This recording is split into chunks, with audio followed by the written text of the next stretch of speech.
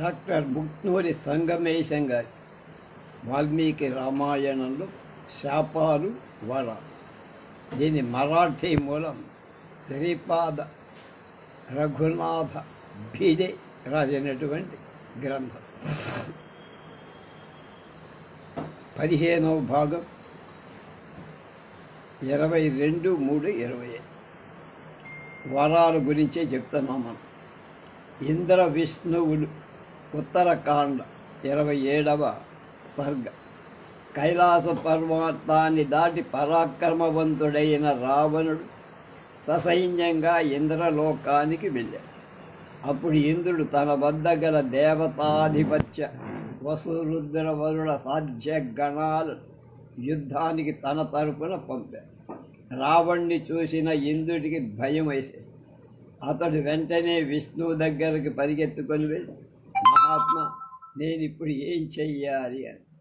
వరప్రదానాద్ బలవాన్న ఖల్వన్యేవ హేతున తత్తు సత్యం వనః కార్యం యదుక్తం పద్మయూనినా.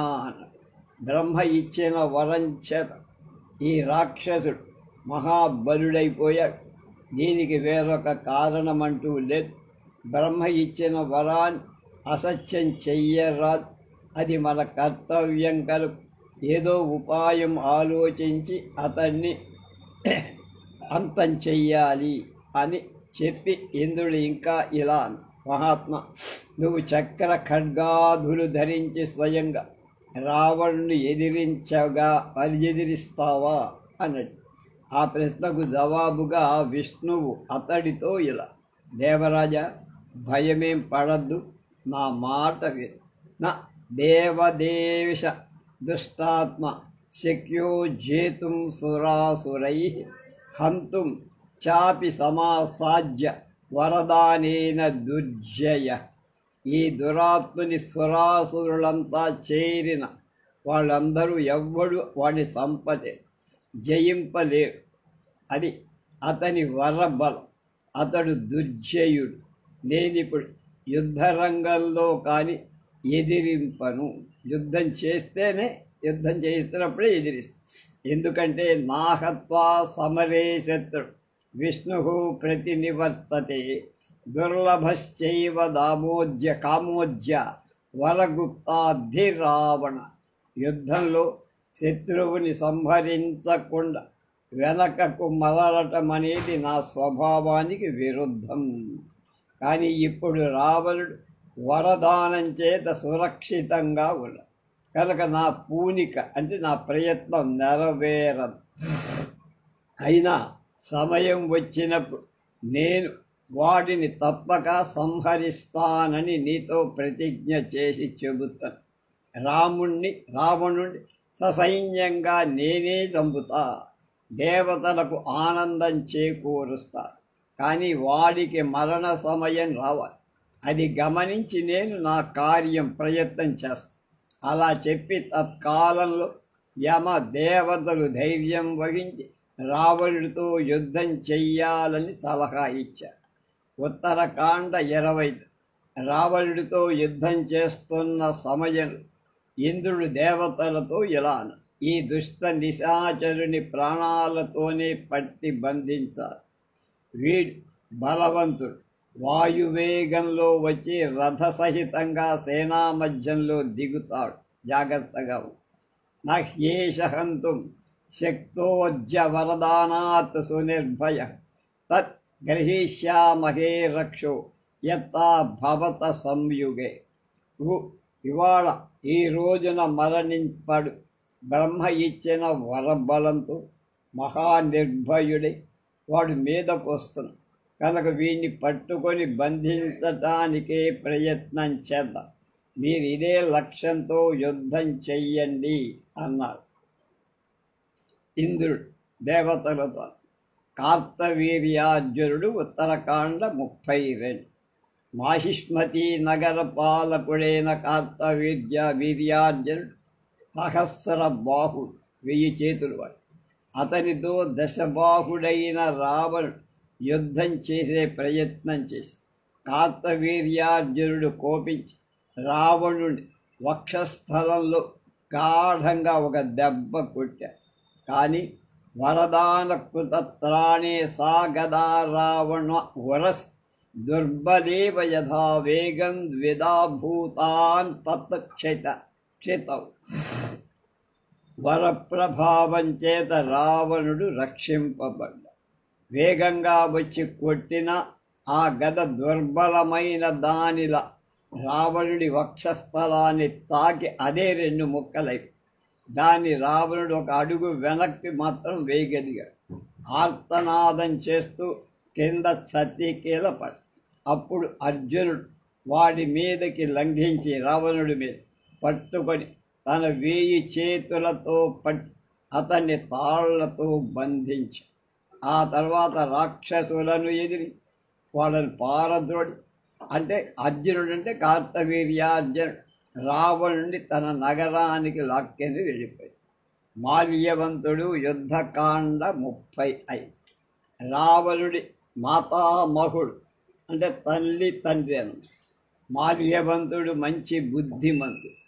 అతడు రావణుడికి రాముడితో సంధి చేసుకోమని మంచి సలహా ఇచ్చి రాముడి సీత కోసం దండెత్తి వచ్చాడు కనుక సీత అతనికి ఇచ్చివేయమని కూడా చెప్పారు. దేవదాన నయక్షేభ్యో గృహీతశ్చ వరస్త్వయ మనుష్యా వానరా వృక్ష గోలాంగూల మహాబల బలవంతయాగమ్య గర్జంతి దృఢ నిక్రమాహన. నువ్వు దేవదాన యక్షులకు అవధ్యుడిగా చంపబడని వాడుగా వరం పొందావు, బాగానే ఉందిరా. కానీ మనుష్యుల చేత నువ్వు చావబడను అని నువ్వు వరం అడగల.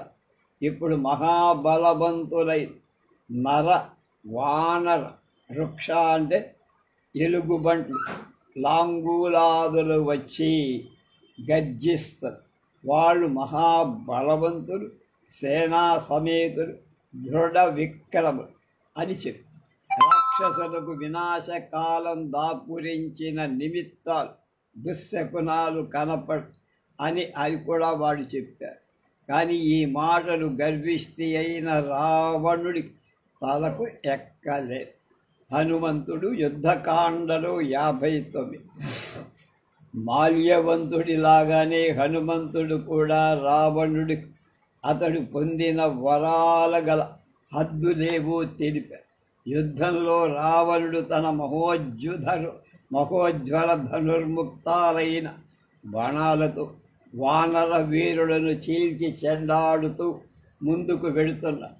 అప్పుడు అతని బాణసారాన్ని అంటే బాణవర్షాన్ని ఆపి హనుమంతుడు అతనికి ఎదురేగి ఇలా అన్నాడు: దేవదానవ గంధర్వైశ్చ క్లైశ్చ సహ రాక్షసై అవధ్యత్వం త్వయా ప్రాప్తం వానరేభ్యస్తు తే భయం అన్నాడు.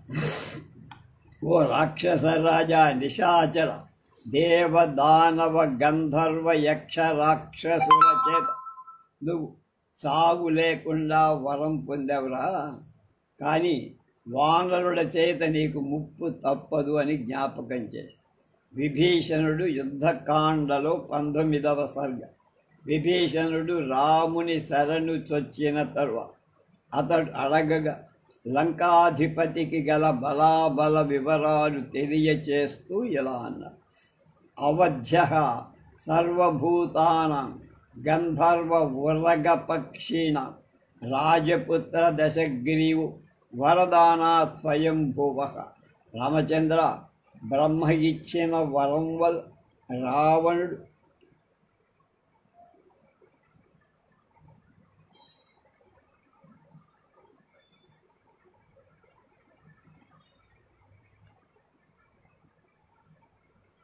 గంధర్వ నాగ పక్షి ప్రభృతి సత్వాల చేత అంటే జీవుల చేత మరణం పొందడు. తర్వాత అతడు తక్కిన రాక్షస యోధుల బలపరాక్రమాలు వివరించాడు. ముందు రావణుడి సంగతి. యుద్ధకాండ 90వ సర్గ. రావణుడి ఉద్విగ్నం. శ్రీరాముని బాణసారాల చేత పీడితుడై భయపడిన రావణుడు రాక్షసులతో ఇలా అన్నాడు, నేను చేసిన మహోగ్ర తపస్సంతా ఇవాళ వ్యర్థమైపోయిందిరా. నేడు మహేంద్ర దోషం పరాక్రముడైనటువంటి నాకు మహేంద్ర ఉపమ పరాక్రమం, మహేంద్రుడితో సమానమైన పరాక్రమం కలిగిన నాకు ఒకానొక మనుజమాత్రుడి చేత పరాజయం పొందాల్సిన దుర్గతి పడుతున్నట్టు. బ్రహ్మ నాకు మానవుల చేత భయం ఏర్పడును తెలుసుకో అని చెప్పిన మాట తిరుగులేని మాట. అది సత్యమై నాకు ప్రత్యక్షంగా ఇవాళ అనుభవంలోకి వచ్చి దేవదానవ గంధర్వై యక్ష రాక్షస పన్నగై అవధ్యత్వం మయా ప్రోక్తం మానుష్యేభ్యో న యాచిత్. దేవదానవ గంధర్వ యక్ష రాక్షస పన్నగాదుల పన్నగం పాములు మొదలైన వాటి చే చావటానికి వీలు లేనటువంటి వరాన్ని కోరుకున్నాం. కానీ నేను మానవుల చేత అవధ్యం వేడలే. నేను మానవుని చాలా లైట్ తీసుకొని, అందువల్ల వాడు నన్నేం పీకుతారనుకో, వాళ్ళే నన్నేం చేయలేరు, కోతులు ఏం చేస్తాయి, ఆ భల్లూకాలు ఏం చేస్తాయి అని అనుకున్న వాటినన్నీ చాలా తేలిగ్గా పడి అప్పుడు అతనికి ఇప్పుడు ఆ విషయం పశ్చాత్తాపం కలిగిస్తోంది. అలాగే యుద్ధ కాండలు 92వ సర్గ. కుమారుడైన ఇంద్రజిత్ యుద్ధంలో చనిపోగా రావణుడు చాలా కోపించి రాక్షసులను ప్రోత్సహిస్తూ ఇలా అని, నిశాచరులారా, నేను 10 సహస్ర వర్ష అంటే సంవత్సర తపస్సు చేసి బ్రహ్మను మెప్పించాను. తస్యైవ తపసో వృష్ట్యా ప్రసాదాచ్చ స్వయంభువ న అసురేభ్యో న దేవేభ్యో భయం మమ కదాచన్. ఆ తపస్సు వల్ల బ్రహ్మదేవుడు ప్రత్యక్షమై నాకు వరం ఇచ్చాడు. నాకు దేవ అసురుల వల్ల ఏనాడు భయం అనేది లేదు. బ్రహ్మ వలన ప్రాప్తించిన కవచం ధరించి దేవాసురులతో నేను పోరాడిన ఇంద్రుని వజ్రం కూడా దాన్నేమి ఛేదించలేకపోయి. వజ్రం అంటే వజ్రాయుధం. అందుచేత నాతో యుద్ధం చేయటానికి ఇంద్రుడు కూడా భయపడేవాడు. దేవాసుర సంగ్రామ విజేతనైన నాకు బ్రహ్మ మహోన్నతమైన ఒక ధనుస్సు ఇచ్చాడు. నేనిప్పుడు ఆ ధనువు తీసుకొని మంగళవాద్య ధ్వనులు చెలరేగుతుండగా యుద్ధానికి బయలుదేరి రామ లక్ష్మణులను చంపుతా. రాక్షస స్త్రీల విలాపం యుద్ధకాండ 94. ఇంద్రజిత్ వధింపబడటంతో లంకలో ఆహాకారాలు విపరీతంగా చెలరే. రాక్షస స్త్రీలెంతో భయపడి యుద్ధంలో వారి ఆత్మీయులు మరణించటం చేత ఎంత శోకాన్ని పొందుతారు అలా విలపించటం మొదలుపెట్టి బహుశా ఈ రాముడి రూపంలో వచ్చి సాక్షాత్ రుద్ర విష్ణు దేవేంద్రులలో ఎవరో ఒకరు లేదా స్వయంగా యముడు మనలను చంపుతున్నట్టు కనపడుతోంది అనుకుంటున్నారు వాళ్ళలో. మన యోధులెందరూ రాముడి చేత చంపబడ్డారు. ఇక మనకు ఈ జీవితంలో ఆశ అనేది పోయింది, నిరాశే మిగిలిపోయి ఈ భయం ఎలా తీరుతుందో తెలియకుండి అని వాళ్ళు తమలో తాము చర్చించుకున్నారు. రామహస్తాద్ దశగ్రీవ శూరో దత్త మహాబల ఇదం భయం మహాఘోరం సముత్పన్నం న బుజ్యతే. రాముడు మహాసూరుడు. బ్రహ్మ అతనికి వరాలు ఇచ్చారు. రావణుడు మహాసూరుడు. బ్రహ్మవాడికి కావాల్సిన వరాలన్నీ ఇచ్చి, కానీ ఈ గర్వం చేతనే వాడు రాముడిచే తనకేర్పడిన భయం తెలియలేకుండా ఉన్నాడు. రావణుడి ప్రతి యుద్ధ సమయానికి రాక్షస స్త్రీలు ఉత్పాతాలు గమనిస్తున్నారు. పితామహేన ప్రీతేవ దేవదానవ రాక్షసై రావణస్యా భయం దత్తం మనుష్యేభ్యో న యాచితం. బ్రహ్మగిచ్చిన వరం రావణుడి దేవదానవ రాక్షసుల చేత అవధ్యత్వమే కాని మానవుల చేత కాదని అతడు దాన్ని అడగలేదని వాళ్ళందరికీ తెలిసిపోయింది. రాక్షస సమూహాలు. సుమాలి అనేవాడు ఉత్తరకాండలో 11వ సర్గలో ఇలా అంటూ, రావణాది దేశాచరుల వరాలు లభించాయి. అది విని సుమాలి అనే రాక్షసుడు అనుచరులతో కూడా నిర్భయుడై రసాతలాన్ని వదిలి వచ్చారు.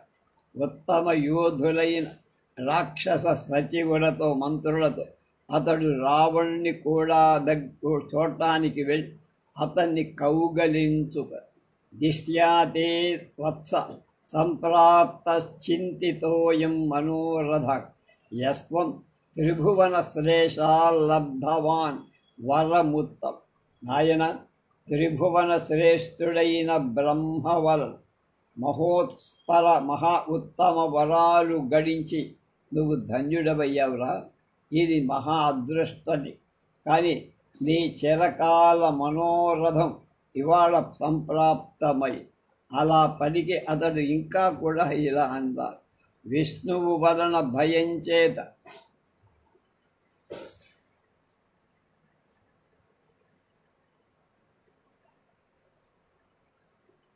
రాక్షసులనైనా మేమందరం కూడా లంక విడిచి రసాతలానికి పారిపోతాం.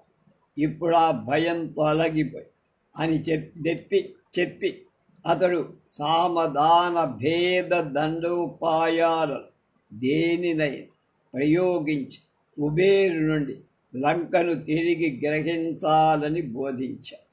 విశ్వామిత్రుడు బాలకాండలో 20వ సర్గ యుద్ధ యజ్ఞ విఘ్నం చేయటానికి రాక్షసులను పరిమార్చటానికి శ్రీరాముడి తనతో పంపాలని విశ్వామిత్రుడు దశరథ మహారాజుని కోరాడు. విశ్వామిత్రుడికి స్వాగతం ఇచ్చేటప్పుడు దశరథుడు అతడి కోరికదేదైనది సమకూరుస్తానని చెప్పి, కానీ రాముణ్ణి తనతో పంపమని విశ్వామిత్రుడు కోరటంతో దశరథుడి మనసులో పుత్ర వియోగాన్ని గురించిన ఒక చిన్న బాధ విచారం కలిగి రాముడికి బదులుగా తానే సేనా సహితంగా ఆ రాక్షసులతో యుద్ధం చెయ్యటానికి వస్తానని చెప్పి, కానీ విశ్వామిత్రుడు ఏమన్నాడు, పౌలస్య సంశస ప్రభవో రావణో నామ రాక్షస స బ్రహ్మణ దత్తవరస్త్రైలోక్యం బాధతే భృశం. మహారాజా, రావణుడనేటువంటి ఒక రాక్షసుడు పులస్య వంశ సంభువుడు, మహాప్రసిద్ధుడు. వాడికి బ్రహ్మ కోరిన వరాలన్నీ ఇవ్వటం చేత వాడు మరింత బలపరాక్రమంతో పిచ్చు రేగిపోతుంది. వాడు అప్పుడు అనేక రాక్షస గణ పరివృతుడై 3 లోకాల వాళ్ళని బాధిస్తున్నాడు. వాడు విశ్రవసుని పుత్రుడని కుబేరుడి తమ్ముడని వింటున్నాం. ఈ బలజారి అయిన రాక్షసుడు కోరిక ఉన్నా తాను స్వయంగా యజ్ఞానికి విఘ్నం చేయటానికి రాడు. అది వాడి దృష్టికి నీరస కార్యమని తేలికైన పని అంటే తానక్కర్లేదు అన్నారు. అందువల్ల మారీచ సుబాహులనే మహాబలులైన రాక్షసుల ఈ యజ్ఞ విధ్వంసానికి ప్రేరేపించి పంపుతూ ఉండి రాముడు తప్ప వేరొకడు ఆ రాక్షసులను సంహరింపలే, కనుక నాతో రాముణ్ణి పంపు అని. ఉత్తరకాండ 14. బలాభిమానం చేత మదించిన రావణుడు మహోదర, ప్రహస్త, మారీచ, శుక, సారణ, ధూమ్రాక్షులను 6 వీరులైన మంత్రులతో కలిసి కైలాస పర్వతం మీకి దాడి వెళ్ళి అక్కడ అతనికి అన్న కుబేరుడు రాజ్యం ఏలుతూ కనిపించి అతడు యక్షులను రావణుతో యుద్ధం చేయటానికి కానీ రావణుడు అతని మంత్రుడు యక్షులతో ఎందరినో చంపేశారు. వాడు కుబేరుడి నగర ద్వారం చేరుకు అప్పుడు ద్వారపాలు వాళ్ళని ఆపటానికి ప్రయత్నించి కానీ వారికి ఇది సాధ్యం కాదు. వాడు నగరంలోకి ప్రవేశించి తతస్థో రణముత్పాట్య తేన యక్షేణ తాడిత రుధిరం ప్రస్రవన్ భాతి శైలో ధాతుస్రవైరివ స శైలశిఖరాభేద తోరణేన సమాహత జగామనక్షితిం వీరో వరదానాత్ స్వయంభువ. అప్పుడు ఆ ద్వారరక్షకుడు తోరణ స్తంభం ఒకటి ప్రకల్చి పీకేసి దానితో రావణుణ్ణి కొట్టారు.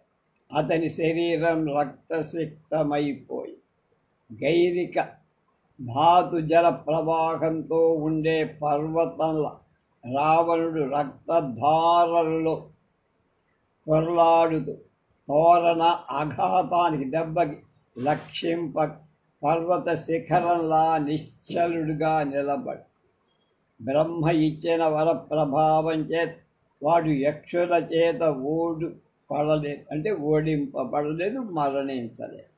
అప్పుడే రావణుడు అదే స్తంభం తీసుకొని యక్షను సంహరించటం యక్షుడు ప్రహార జజ్జిత శరీరులై దానికి ఆ స్తంభం దెబ్బలకి బాగా ఒళ్ళంతా హోనమైపోయి రావణుడి పరాక్రమానికి భయపడి యుద్ధం నుంచి పారి. రావణుడికి బ్రహ్మ ఇచ్చిన వరాలు వెనక చూశా. ఆ వర ప్రసంగాలు కొన్ని చోట్ల వేర్వేరుగా ఉన్నాయి. కొన్ని చోట్ల అతన్ని అవధ్యతను గూర్చి చెప్పిన ప్రాణులు ఒకే రీతిగా లేరు. అయినా నరవానర భల్లూకాలను ఎక్కడా పేర్కొనల. రావణుడు చేసిన తపస్సంతా వరత్తా ప్రాప్తి కోసం కనుక అతనికి లభించిన ఈ వరం యాచితం, అంటే కోరితే వచ్చి. ఈ వరానికి తోడు బ్రహ్మ వల్ల అతనికి మరి 2-3 వరాలు కూడా లభించినట్టు చెప్పుకొని ఉత్తరకాండ 9. రావణుడి తల్లి కైకసి. ఆమె రావణుడితో నువ్వు అన్న కుబేరుడిలాగా తేజో విభవ సంపన్నుడు కాదగిన ప్రయత్నం చెయ్యమన్నారు. రావణుడందుకు ప్రతిజ్ఞ చేసి నేను పరాక్రమాదుల అన్న కుబేరుణ్ణి మించుతా, నేను తపస్సు చేసి నా మనోరథాన్ని నెరవేర్చుకుంటా అని పలికి ఆ ఉద్దేశంతో తపస్సుకు మొదలుపెట్టాడు. అతడు గోకర్ణ క్షేత్రంలో ఆశ్రమం ఏర్పాటు చేసుకొని తపస్సు చేయటం ప్రారంభించి స రాక్షస తత్ర సహానుజస్తథ తపశ్చచారాతులముగ్ర విక్రమ అతోషయచ్చాపి పితామహం విభుం దదౌ నతుష్టస్య పరాన్ వరాంజయావహాన్. కుంభకోణం దీనికి వెళ్తే మనం గోకర్ణానికి వెళ్తే రావణుడు తపస్సు చేసిన భాగమంతా చూడవచ్చు. తన సోదరులతో కలిసి విక్రముడైన రావణుడు ఘోరంగా తపస్సు చేసి అతని తపస్సుకు బ్రహ్మ చాలా సంతోషి అతడు కోరినట్లు జయావహాలైన, అంటే జయాన్ని కలిగించే వరాలు ఇచ్చి ఉత్తరకాండలో 10వ సరి రావణుడు బ్రహ్మను గరుడ నాగ యక్ష దైత్య దానవ రాక్షసుల వల్ల దేవతల వల్ల తనకు అవధ్యత్వం, అంటే చావు లేకుండా కోరాడు. బ్రహ్మ దానికి అంగీకరించి పైగా ఇలా అన్నారు, శృణు చాపి వరో భూయః ప్రీతస్యేహ శుభో మమ భూతాని యాని శీర్షాని పూర్వమగ్నో త్వయా న పునస్తాని భవిష్యంతి తథైవ తవ రాక్షస ధృతరామీహ తే సౌమ్య వరం చాన్యం దురాసర ఛందత్తవ రూపంచ మనసా యజ్జధేప్సిత. అనగా అంటే పాపాలు లేనివాడు నీ యందు ప్రసన్నుడనై నేను ఇచ్చేటువంటి ఈ వరాలు ఇంకా ఏమిటో విను. నువ్వు పూర్వం అగ్నిలో వ్రేల్చిన నీ శిరస్సులన్నీ యథాపూర్వకంగా తిరిగి నీకు లభిస్తాయి. ఆ 10 శిరస్సులు పోయాయి, మళ్ళీ వస్తాయి. ఇంకొక దుర్లభమైన వరం ఇస్తాను. దాన్ని నువ్వు కోరినట్టి రూపం ఏ రూపంలో మారాలనుకుంటావు ఆ రూపంలోకి మారుతావు. ఈ 2 వరాలు నువ్వు అడగకుండానే ఇచ్చి కనుక అయాచిత వరాలి. ఉత్తరకాండ ప్రక్షిప్త సర్గట 4. ఒకసారి చంద్రకిరణాల రాక్షసులు భయపడిపోయారు. దానిపై కోపించే రావణుడు తన బాణాలతో చంద్రుడిని బాగా దెబ్బకు. అప్పుడు బ్రహ్మ చంద్రలోకానికి వెళ్ళి రావణుడితో ఇలా అన్నాడు, ఒరేయ్, నువ్వు ఈ చంద్రలోకం విడిచి వెళ్ళిపో. చంద్రుని బాధించదు, అతడు విశ్వహితం చేసే మహానుభావు. నేను నీకొక మంత్రం ఇస్తా. ప్రాణాల మీదకు వచ్చిన ఆ మంత్రం జపిస్తే మృత్యువు కలగదు. రావణుడు ఆ మంత్రం చెప్పమని అడిగాడు. మంత్రం ఇవ్వటానికి ముందు బ్రహ్మ కొన్ని ముఖ్యమైన నియమాలు కూడా పాటించాలని, ప్రాణ సంకట సమయంలో మాత్రమే ఈ మంత్రాన్ని జపించాలి. ప్రాణం 1 నిమిషంలో పోతుందనుకున్నప్పుడే, తక్కిన సమయాల్లో జపం చేయనిదే అది సిద్ధి కూడా కలగదు. అలా చెప్పి బ్రహ్మ అతనికి శిరోమంత్రం అనే దాన్ని అనుగ్రహించి, మయా ప్రోక్తమిదం పుణ్యం నామాష్టశతముత్తమం సర్వ పాపహరం పుణ్యం శరణ్యం శరణార్థినాం జప్తమే తద్దశగ్రీవ కుర్యాశత్రు వినాశన. ఒరే 10 తలకాయల రాక్షసుడా రావణ, నేను ఇచ్చిన ఈ మంత్రం మహాపవిత్రమైంది. దాన్ని నామాష్టశతం అంట. ఇది సర్వ పాపాలను హరించే మంత్రం. అది పుణ్యాన్ని కలిగించే మంత్రం. పుణ్యప్రదం, శరణార్థులకు ఆశ్రయపడుతుంది. అలాగే నీవిది జపిస్తే నీ శత్రువులు నశిస్తారు.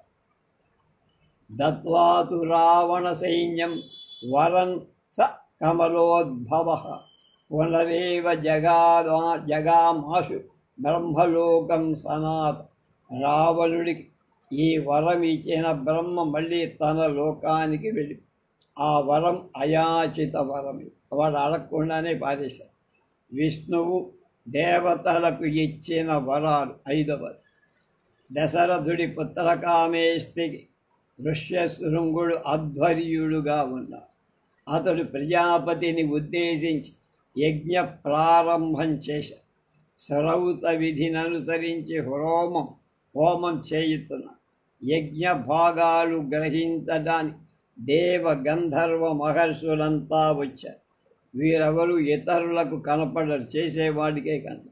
వాడు బ్రహ్మదేవునితో ఇలా అన్నాడు, మహాత్మా, రావణాసురుడు నీ దయ వలన వరాలు బలవంతుడై మమ్మల్నందరినీ బాధిస్తున్నాడయ్యా. నువ్వు ఇచ్చిన ఈ వర మాకు మన్నింప తగినవయ్యాయి కనుక వాడిని అపరాధాలన్నీ సహిస్తున్నా. వాడు ముల్లోకాలను వేధించి పారేస్తున్నా. వాడు ఇంద్రుడిని కూడా జయించాలని బయలుదేరుతాడు. నీవిచ్చిన వరాల వల్ల వాడు ఉద్దండ పిండమైపోయాడు కనుక వాడికి అర్థం అని చంపటానికి ఏదైనా ఒక ఉపాయం నువ్వే ఆలోచించు. దేవతలందరూ ఇలా చెప్పగా విని బ్రహ్మ కొంచెం సేపు ఆలోచించి వాళ్లతో ఇలా, దేవతలారా, ఆ దురాత్మని వధకు ఒక ఉపాయం కనపడుతుంది. వాడు వరాలు అడిగినప్పుడు గంధర్వ దేవ యక్ష రాక్షసాదుల తనకు చావు లేకుండా వరం అడిగారు. అందులో మానవులను వాడు తుచ్చులుగా భావించి వాళ్ళని లెక్కలో లైట్ తీసుకున్నారు. అందుచేత వారిని అతడు ఏం చెప్పుకోలే. వాళ్ళ వల్ల తనకేం భయం లేదనుకొని వాళ్ళేం చేస్తారని వాళ్ళ వల్ల నాకు సాగు రాకూడదని కోరలాలి. కనుక వాడికి మానవుల చేతిలోనే మరణం జరుగుతుంది. ఈ మాటలు విని దేవతలు విష్ణువుని ప్రార్థించి ముల్లోకాలకు హితం చేసి నీకొక మంచి కార్యాన్ని అప్పగిస్తున్నా. ఇప్పుడు ధర్మాత్ముడైన ఈ దశరథు యజ్ఞం చేస్తున్నా. ఇతడు ఉదారుడు, ఋషి తేజుడు. ఇతనికి 3 భార్యలున్నారు. నువ్వు 4 రూపాలు ధరించి ఆ రాణులు 3కి పుత్రుడిపై ఉదయించు. అలా మానవ రూపంలో అవతరించి నువ్వు లోక కంటకుడై దేవతలకు అవధ్యుడైన రావణాసురుణ్ణి సంహరించు. అప్పుడు విష్ణుదేవుడు వాళ్లతో ఇలా అన్నాడు: భయం త్యజత భద్రం హితార్థం యుధి రావణ సపుత్ర పౌత్రం సామాచ్యం సమంతి జ్ఞాతి బాంధవాన్ హత్వాం క్రూరం దురాధర్షం దేవర్షీణాం భయావహం దశవర్ష సహస్రాణి శతవర్ష శతాని చ వక్ష్యామి మనుషే లోకే పాలయన్ పృథివీమిమాం ఏవం దత్వా వరం దేవో దేవానాం విష్ణురాత్మవాన్. దేవతలారా, మీరేం భయపడకండి. భద్రమవుతుంది, మీకు శుభం కలుగుతుంది, క్షేమం కలుగు. నేను మీ హితం కోసం మానవ రూపంలో పుట్టి రావణుని పుత్ర పౌత్ర హిత బంధు మంత్రి మిత్రులతో కూడా సఫా వధించేస్తా. ఈ భూమికి 11,000 ఏళ్ళు నేను పాలిస్తా. దేవతలకు ఈ విధంగా వరమిచ్చి విష్ణు తాను అవతరించటానికి దశరథుడి పత్రులే తగిన క్షేత్రాలను నిర్ణయించి నిశ్చయించి 4 పుత్రులుగా వారి గర్భంలో ఉదయించారు. ఈ వరం అడగకుండానే ఇచ్చింది అయాచి. 6వది జయ సుప్రభాలుకి ఎవరో ఏదో వరం ఇచ్చారు. విశ్వామిత్రుడి బలం ఒగ్గడిస్తూ అంటే చెబుతూ వశిష్ఠుడు అతడితో రాముణ్ణి పంపవలసిందిగా దశరథుడికి నచ్చ చెబుతున్నాడు. ఆ సమయంలో మారీచ సుబాహుడు రాక్షసులు విశ్వామిత్రుడి యజ్ఞానికి విఘ్నం చేస్తున్నారు. శాపం ఇచ్చి ఆ రాక్షసులు నాశనం చెయ్యగల శక్తి విశ్వామిత్రుడికి ఉన్న. యజ్ఞ ప్రారంభమైంది కనుక నియమం ప్రకారం శాపం ఇవ్వకూడదు. కనుక అతడు యజ్ఞ పూర్తి చేయని దశరథుడి దగ్గరికి వచ్చాడు. అతడు అడిగింది ఇస్తానని దశరథుడు అతనికి ముందుగానే వాగ్దానం ఇచ్చి అప్పుడు విశ్వామిత్రుడు యజ్ఞ రక్షకణ రాక్షస సంహారాన్ని శ్రీరాముణ్ణి తనతో పంపమని. కానీ దశరథుడికి పుత్ర వియోగం నచ్చగా ఏవేవో కారణాలు చెప్పి రాముణ్ణి పంపటానికి అంగీకరించాలి. ఆ తర్వాత విశ్వామిత్రుడు కవి ముందుగా కోరింది ఇస్తానని చెప్పి ఇప్పుడు కాదంటాం నీ రఘువంశపు మర్యాద కాదని చెప్పి అక్కడి నుండి వెళ్ళి అతడు కోపింస్తే ప్రపంచమంతా ధ్వంసమైపోతుందని వశిష్ఠుడు దశరథుడి దగ్గరికి వెళ్ళి స్వామి మహానుభావ రాజా, నువ్వు 3 లోకాలలో ధర్మాత్ముడని ప్రసిద్ధి పొందావు కనుక రాముణ్ణి విశ్వామిత్రుడితో కుశీకనందరుడైన ఈ విశ్వామిత్రుడి రక్షణలో రాముడి రాక్షస భయం లేదు. విశ్వామిత్రుడు మహాతపస్సంపన్నుడు. ముల్లోకాలలోని సమస్త అస్త్ర అర్థాలన్నీ విశ్వామిత్రుడికి తెలుసు. ఆ శస్త్రాలు కుశాశ్వని పుత్రుడు ప్రజాపతి వాణి విశ్వామిత్రుడికి అతడు రాజుగా ఉన్నప్పుడు ఇచ్చాడు.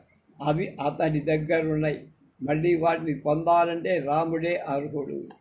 జయాచ సుప్రభా శైవ దక్షకన్యే మమసును మధ్యమే తే దూతేస్త్రాణి శస్త్రాణి 100 పరమభాస్వర 50 సుతాన్ దేభే జయలబ్ధవరావరాన్ యథాయా అసురసైన్యానాం అప్రమేయానవరూపిణః సుప్రభా జనయచ్చాపి పుత్రాన్ 50 పునః సంహారాన్నామ దుర్ధర్షాన్ దురాక్రమాన్ బలీయ దక్ష ప్రజాపతి తనయులైన జయ సుప్రభలు. తనయులంటే ఆడపిల్లలు. మిక్కిలి సౌందర్యవత్ వాళ్ళిద్దరూ మహాతేజపూర్ణులై 100 శస్త్రాస్త్రాలను ప్రసవించారు. వారిలో జయ తన వరబలంలో 50 మంది పుత్రులను పొంది వారు అపరిమితులు, అదృశ్యరు. వాళ్ళు రాక్షస సైన్యాన్ని నాశనం చేయటానికే అవతరించారు. సుప్రభ సంహారకులనే పేర 50 మంది పుత్రులు పుట్టారు. వాళ్ళు దుర్జయులు, ఎవరికి లొంగేవాళ్ళు, వాళ్ళని ఎదిరించడం ఎవరికి శక్యంగా. వాళ్ళు మహాబలి. ధర్మజ్ఞుడైన విశ్వామిత్రుడు ఆ అస్త్రశస్త్రాలన్నిటిని బాగా ఎరగటం చేత ఇంతవరకు లేని అస్త్రశస్త్రాలను ఉత్పాదించగల శక్తి సామర్థ్యాలు కూడా ఆ విశ్వామిత్రుడు. కనుక రాజా, యశస్వి తేజస్వి అయిన ఈ విశ్వామిత్రుని వెంట నీ కొడుకు రాముణ్ణి పంపు. నువ్వు సందేహించక్కల.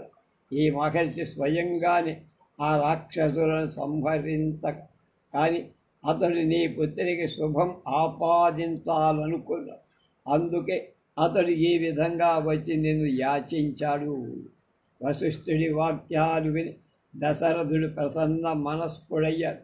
వెంటనే విశ్వామిత్రుడి వెంట రాముణ్ణి పంపి నిశ్చయం తీసుకొని, జయసుప్రభలకు వరాలు ఎవరిచ్చారు, ఎందుకు ఇచ్చారు స్పష్టంగా ఎక్కడ చెప్పలా వాల్మీకి.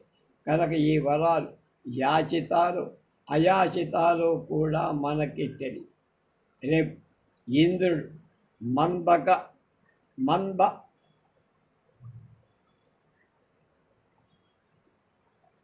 కరుశాలకు ఇచ్చిన వరం ఏమిటో తెలుసుకుందాం రేపు.